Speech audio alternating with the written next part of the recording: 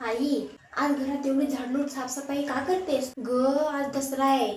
दसऱ्याला स्वच्छतेला खूप महत्व असतं. पण दसऱ्याला स्वच्छता का करतात? दसरा म्हणजे वाईटावर चांगल्याचा विजय. घरातील धूळ घाण ही सुद्धा एक वाईटाचंच रूप मानून आपण ती दूर करतो. ओ, म्हणजे घर स्वच्छ केलं की आपल्याला सुद्धा छान प्रसन्न वाटतं.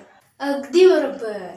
स्वच्छतेने आरोग्य व्यवस्थित राहतं आणि लक्ष्मी मातेचं स्वागत पण मस्त होतं. आई, मला पण तुझी मदत करायची. मी पण माझं टेबल सगळं आवरून स्वच्छ करून ठेवते. वा, हे खरी दसऱ्याची शिकवण. प्रत्येकाने जर आपलं सामान व्यवस्थित स्वच्छ ठेवलं तर घर कसं अगदी चमकून जाईल. आणि मग आपण गोडधन पण करूयात ना?